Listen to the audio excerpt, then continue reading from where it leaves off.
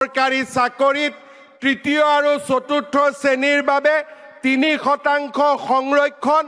অসমৰ চাহ বাগিচাত হাইস্কুলৰ নিৰ্মাণ 300তকৈও অধিক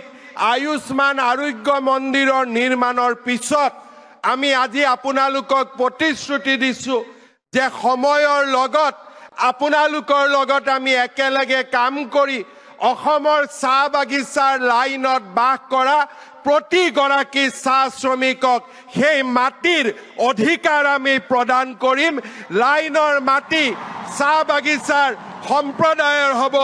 আপোনালোকৰ হ'ব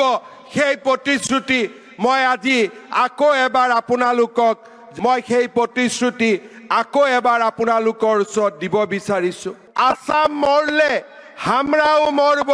কোনো ভুল নাই ৰে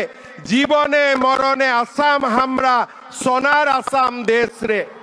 এয়া অসমৰ চাহ বাগিচাৰ জনগোষ্ঠীৰ লোকৰ হৃদয়ৰ স্পন্দন